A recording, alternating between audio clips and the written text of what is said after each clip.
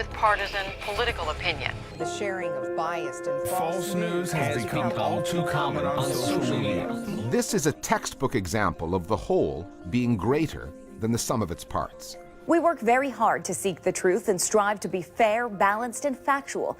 Seen individually, the Sinclair editorials do not make much of an impact.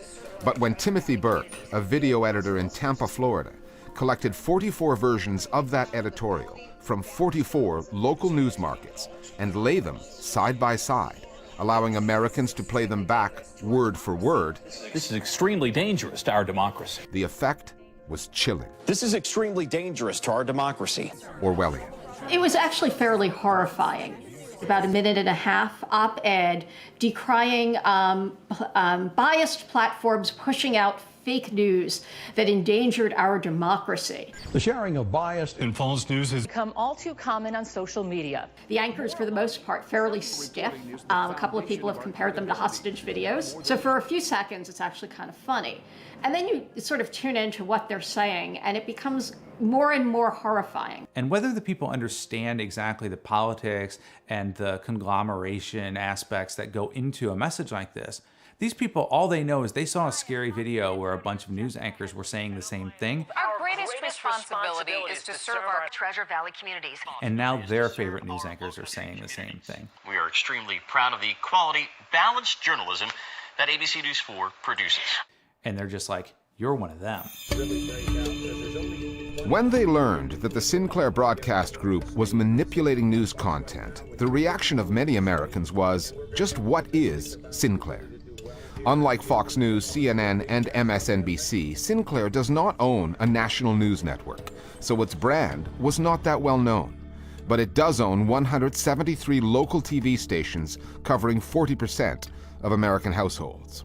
Since those channels are affiliated with national broadcasting brands, ABC, NBC, and CBS, they display those logos rather than their parent companies. Up until now, Sinclair sent editorials from the company's headquarters in Maryland that their channels were required to broadcast. My goal with every segment is to tell you facts which you may not already know. Typically, the so-called must-runs are fronted by a Sinclair executive, Boris Epstein. He worked on Donald Trump's election team. Some critics would have you believe that my experience somehow disqualifies me from providing you with my analysis and commentary. This time, the company changed the formula and got its local anchors to deliver the message instead.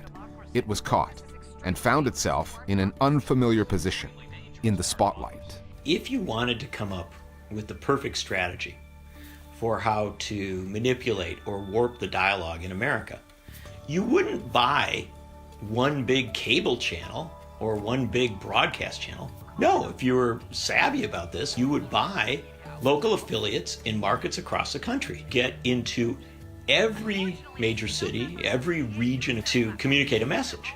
And then if you can put that message in the mouths of hundreds of local anchors who have been on air, in some cases for many, many years, that's a much better strategy for warping the discourse. There's also something else worth mentioning. For all the attention CNN, MSNBC, Fox get, in fact, most Americans actually get their news, if they're watching television, from local news, not from the national networks, be they cable or broadcast. The anchors, they are very well known in their communities.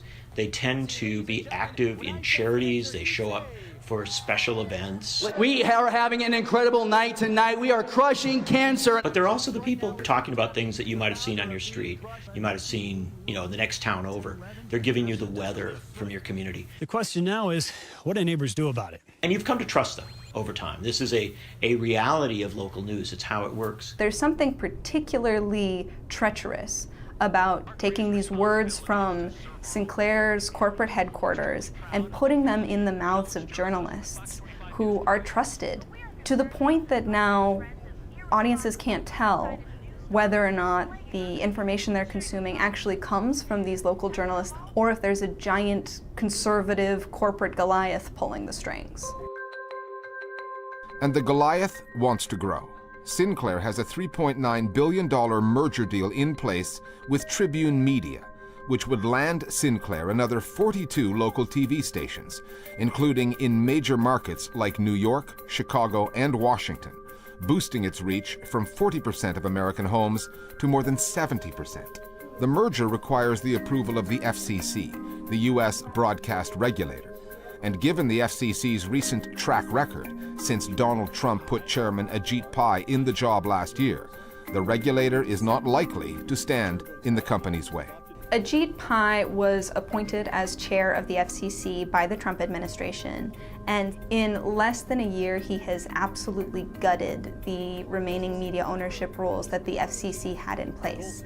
And he has made it more possible for large broadcasters like Sinclair to buy up almost every media outlet in your community. All of that has been done specifically to grease the wheels for this merger between Sinclair and Tribune, which before Chairman Pai's chairmanship would have been absolutely impossible to approve because it violated so many of these FCC rules. When the FCC was developed back in the 30s, the core concept was diverse ownership.